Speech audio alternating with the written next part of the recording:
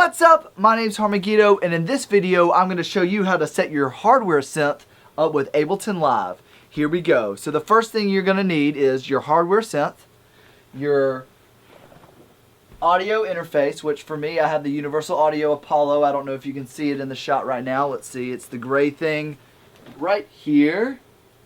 And then you need to have your Ableton Live, and then you need to have a USB cable, so check it out right down here, USB cable hooked up to your computer, and then also you're going to need a 1/4" cable. So this is an instrument cable. You can see you can get this at any, let's let it focus, This is a monster instrument cable. Here, let's focus in on this thing. So check it out. So that is a 1/4" cable, and that will run into your hardware synth, into the audio in, audio out, and then into the input section of your sound card. And the thing to know is, for this, the Moog 37 is a mono synth, meaning it only has one output, but there are other synths like the Prophet 12 that I've got up here that are stereo. So you will need two of these cables because it'll be a left and a right channel, and then you'll need two inputs on your sound card so that you can plug in the left and the right side. Okay, so after you have plugged this up to here and then run it into the input section of your sound card, we are going to go into Ableton Live, and I'm going to show you how to set up so that you can use this in your recordings. Here we go. So I'm going to pull the camera around here. Alright, so now I have got Ableton Live open up here. I've kind of changed the angle so that I can kind of talk to you at the same time as do this. What we're going to do is we're going to first go into your preferences. And that is the preferences of my screen capture device, sorry. If you press Command, comma, opens up the preferences of Ableton Live. So let's check out right here. You're going to go to the audio tab. You're going to make sure your audio device input is selected on. You're going to make sure your audio output is selected on, and it is the correct. And then now you're going to go into the MIDI section. Now this is important. So we're looking at the Moog 37. You want the track and the sync on, and then you want to go to the output and you want the track and the sync on as well. You don't need to worry about remote. That's not anything important for us right now. But if you highlight this right here, and if you look down at this little section right here, it will give you a little explanation of what that exactly is doing. I'm not going to go into it right now, but just know that this is how you're supposed to set it up. Okay, so now that you've got that set up, we're going to go ahead and set up a MIDI and an audio device. Now, we've hooked this up with USB and the audio. So the USB is going to send the MIDI notes. So if you have a MIDI interface like this, I have a Mo2 MIDI interface up here, I could also hook this up with a MIDI cable instead of a USB cable and send the signal through that. But just for right now, most people are going to use a USB, so that's what I'm going to use today. So what I'm going to do now is going to press Command-Shift-T, and that's going to open up a new MIDI channel. And then I'm going to press Command-T, and that's going to open up an audio channel. Alright, now I'm just going to select both of these together, and I'm going to create a group. And this is going to be our Moog 37 group. And this is how I like to set things up, because if you were born in the age of digital synthesizers, in terms of, I'm a producer in the 2000s, and I'm used to taking a bunch of massives and creating this massive sound with like 5 different sounds, 5 different plugins of massive, instances of massive, and it creates this big sound. Well, with hardware synths, you kind of have to see this as one instance of your plugin. But we can do some things in Ableton Live so that we can record a bass line, we can record an ARP sound, and we can capture that MIDI information, and we can capture that data, that audio information at the same time, and then we can go back to it later if we wanted to change the sound. We can capture the audio so that we have the audio that we've recorded in, and then also we can do things like make sure that we can save our preset, which is always important when you're messing with an analog synth, that you save your preset once you get it worked on and you spend hours kind of tinkering and get your sounds all correct. And then there's other things that I can kind of show you, like Mode 37 has an editor that is great. There's other things like the Prophet 12 has an editor, and I can give you a link to that as well. And I'll kind of go into it. It looks like a plug-in GUI. So, but anyway, I'm getting ahead of myself. Right now, what I'm going to do is I'm going to click on the MIDI channel. And then I'm going to go up to Instruments, and I'm going to select External Instrument, and I'm going to drag it onto the MIDI channel. Okay, so now that I've done that, I am not going to, if you just wanted one instance of the Moog, you would go down here. This is going to be for either way that I'm going to show you today, and you're going to select the Moog 37. Okay, and then if you just wanted one instance, you would go up here, and I have it on channel 2, and you can select channel 2, and then bam.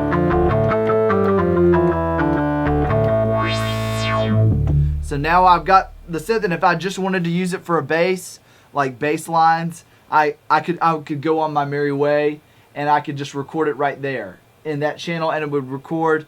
But know that it's not going to record the audio. So like, if I dial in my bass patch and then I click another preset, it's not going to save that audio. So what I like to do is I like to go down here.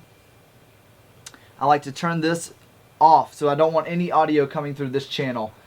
And then I'm just going to create like a new audio channel. I'm just going to rename this. I'm going to call this recording mode. And then I'm going to open up another audio channel in this group. And then what I'm going to do is I've got just kind of standard template of effects, and I'm just going to drag in an EQ, a limiter, a compressor, and a limiter just to keep the channels in check. And I'm going to put that on both channels. One's just going to be where I record, and then another one's going to be like where I'm going to actually store the audio. Okay, so I typically have this EQ on just to kind of roll off the low end if I'm using a bass, if I'm using a sub, which I typically am, and I want to get rid of that, carving out those frequencies. That's another tutorial for another day. Okay, so I'm just going to have this off, and then you're going to want to make sure that this is coming in from the Moog, and that's going to be coming in from channel 2. That's where I have this hooked up. If it's a stereo, it's going to be 3 and 4, 5 and 6, and see right here, if I had 3 and 4 hooked up, maybe the Moog was, let's say it was a stereo input, I could do 3 and 4, but it is a mono, so I'm going to select that.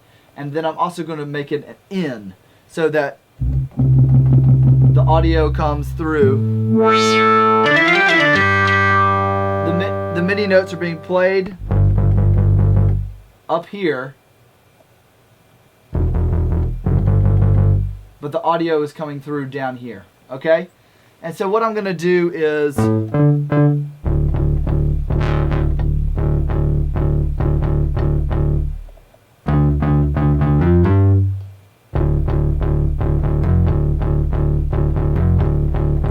I'm just going to record a simple bass line right now, okay?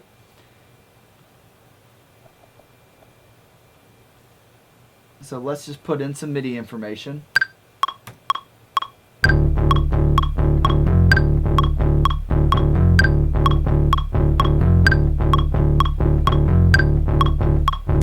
Alright, so we got that. So now I'm just going to quantize it.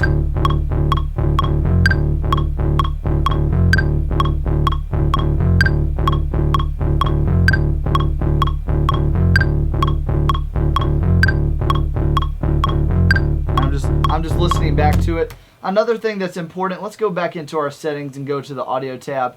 Your buffer size is extremely important.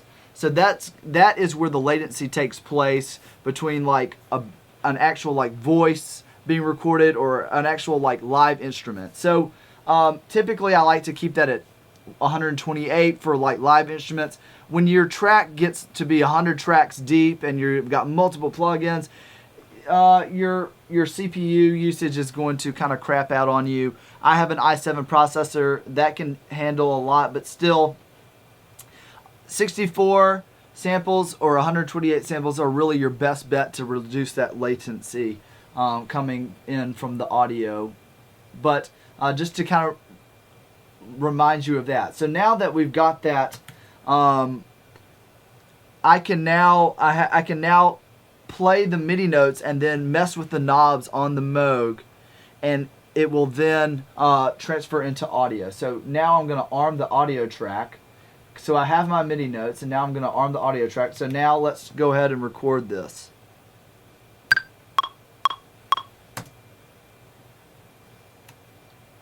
And I'm just going to do that much. Okay, ready? Here we go.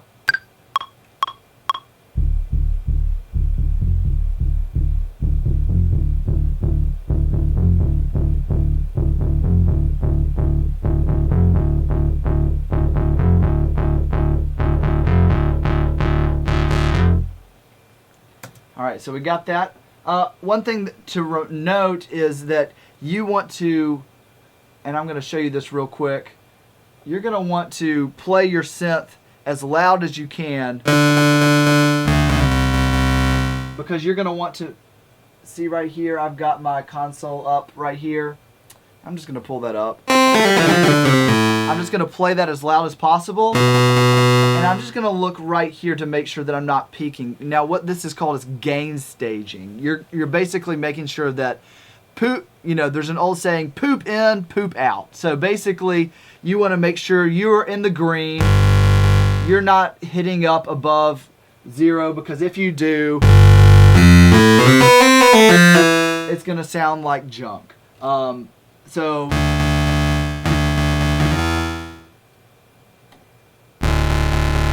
you want to make sure that you are at, I would say, -6 to -12. You don't want to be anywhere in the red. And so once you have that set up, you can, there's things that you can do, like adding compressors, like adding limiters that can kind of boost the signal. But the signal coming in, you want to make sure that's clean. It's not clipping at all. You're just trying to get a good, clean audio source. Okay, so now that we've got that, as you can see, I basically dragged my recording into my bass. If you look right here, I'm just going to call this bass.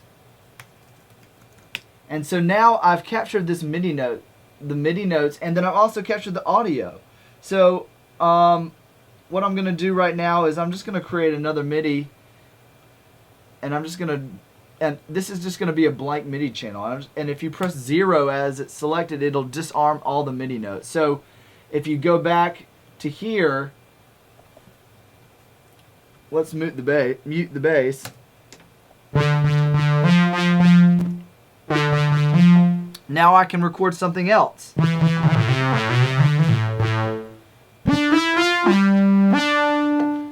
So now we've got our bass line.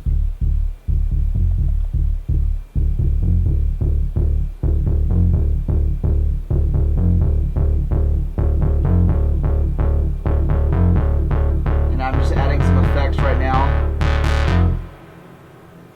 Just going to turn down some of that reverb. Okay, so now what basically I'm doing right now is I'm creating multiple instances of the Moog by using just these little techniques of setting up different channels. So then I could then drag it out of the group, but I just like to have it in a group just to so I can get all my things recorded, because there may be time that I want to record that again. So check this out. I'm going to select this right here in the MIDI channel. If I'll go to my plugins, I've already downloaded something from Moog, and it's the sub editor. So basically I can drag that into the external onto the MIDI, and I'm going to pull that up, and that's basically, if you look right here, it's a recreation of everything that's happening. So when it's trying to sync right now, but when I move the knob, if you look right here, I'm moving this knob. Look right here, it is actually moving the knob on the screen. So I can then, it's just a great way to look at your libraries. You can save your users. You can go through your presets really easy. This is a great way to go through your presets if you don't want to click through all your presets here, and then you can jump on here, mess around with the knobs. So that's a really great thing. And then also you can see all the MIDI information and other things like that. Like you can change the pitch up, pitch down, things like that. That's very important, where you can bend the note up and bend the note down. I use that a lot as an EDM producer when I'm ramping notes up, especially with bass lines. Okay, so anyways, that's really cool to have. So that way, if you, let's say we worked on that patch and we're ready to save it, all you have to do is just go in here and then click Save As, and you can save that patch and then come back to it later. It's still trying to, basically it tries to sync up right here. So anyway, so what it's going to do right there is you can save your patch and then move on to creating a new sound. You can keep going with your sound design. You can keep going through the presets.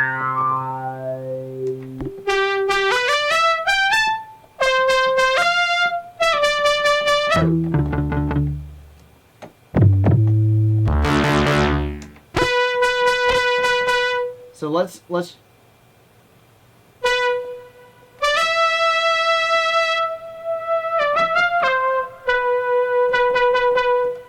just create another preset.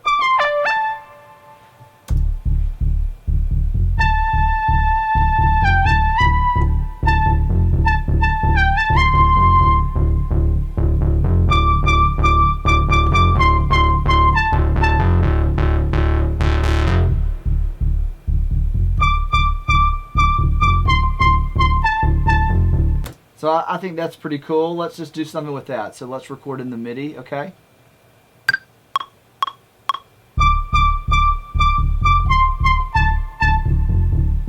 Actually, that's recording the audio. Make sure that you select the MIDI notes, and then you can go back and change and then work on the audio. That's what I like to do. Or you could record both at the same time. So, but I like to do this.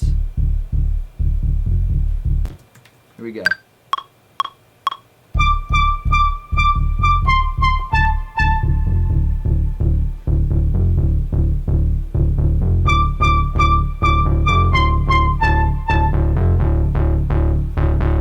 Real simple. Alright, and then I'm just going to quantize it just to make it real tight. And then now I can mess with the sound.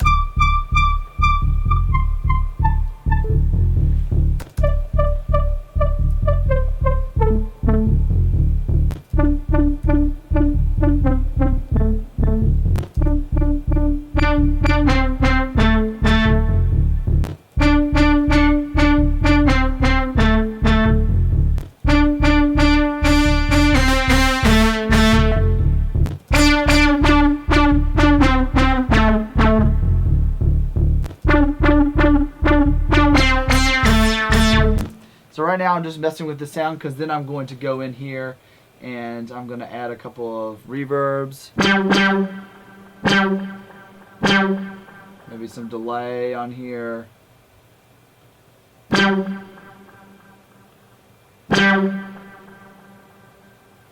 Okay. And then I'm going to arm this and I'm going to do a little recording.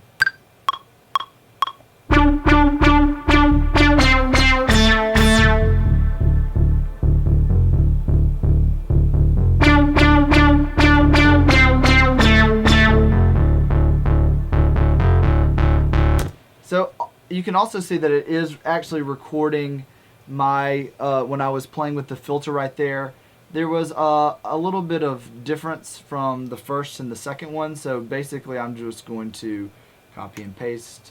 I think I must have just hit a wrong note there, but then I can still have that MIDI information, as you can see right here, and then I can turn that off so that it doesn't receive signal, or basically just duplicate it, and then make sure that there's no audio coming in, and then this is my blank incoming channel. So if I wanted to keep going making an art, but this is what I've got so far. Check it out.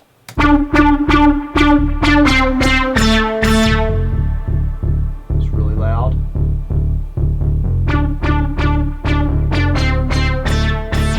It was really loud because it was playing it twice. See, you need to make sure as you go through this stuff that, you know, I've disabled this, and then just drag it down here. It's going to actually keep the automation. So make sure you delete that automation.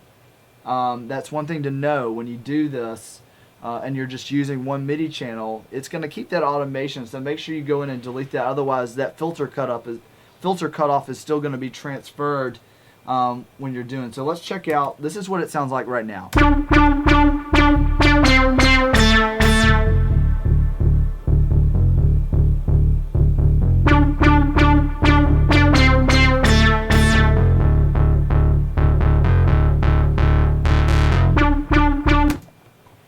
I think it's pretty cool. So that is, in a nutshell, how you set it up.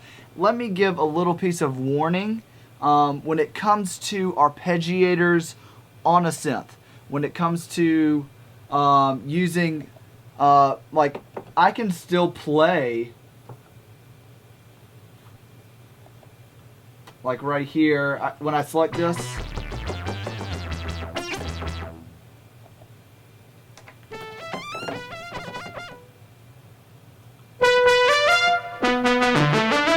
so this is, I've got the push right here. Push 2. I can play this and it is actually playing the sounds from the Moog. I can play this USB keyboard.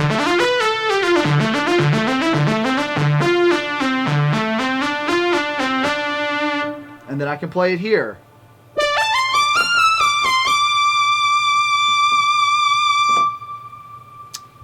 But there is something I want to tell you about. When you're using the arpeggiator, if you're playing on the keyboard and I highlight the arpeggiator,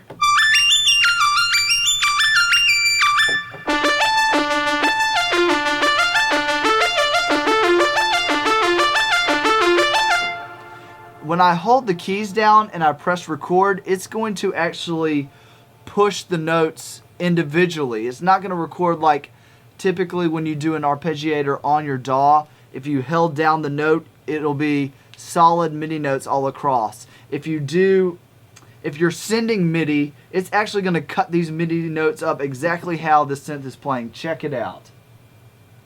Let's do that real quick.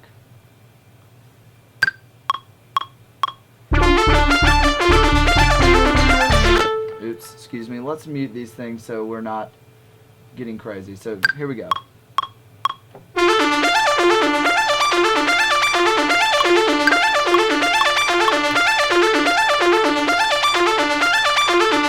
So check that out. Look right there.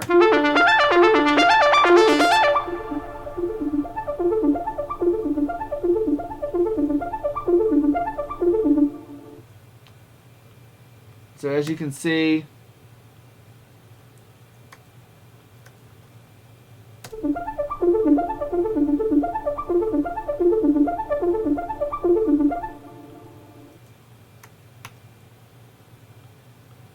you know, there's some latency with those notes.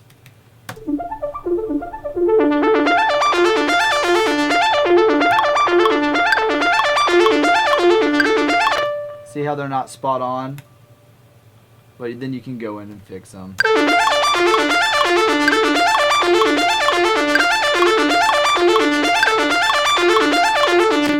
But that's one thing I want to show you is, like, when you play the MIDI notes right there, the ARP. But here's the thing is, like, not always will, if you play this, the ARP will not all the way work sometimes. And I'm not completely sure what the deal is. So like when I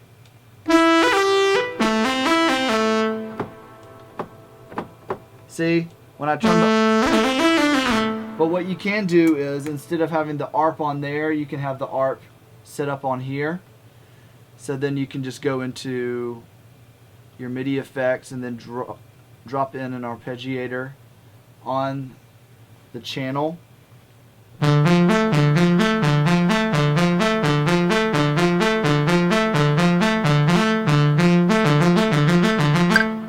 So check this out. So when we record this in, when we record these MIDI notes in,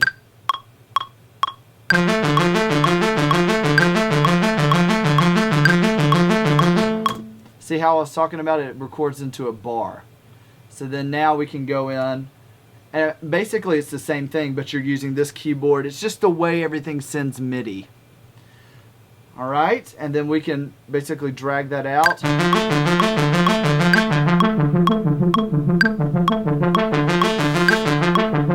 And you're basically getting the same thing done. So anyways, that was just a little bit of setting up a hardware synth and getting it all set up with Ableton Live. If you have any questions, please let me know in the comments below, and I'd be happy to do a video for you. My name's Megiddo. Thank you so much. Please like and subscribe, and I'll see you next time. Peace.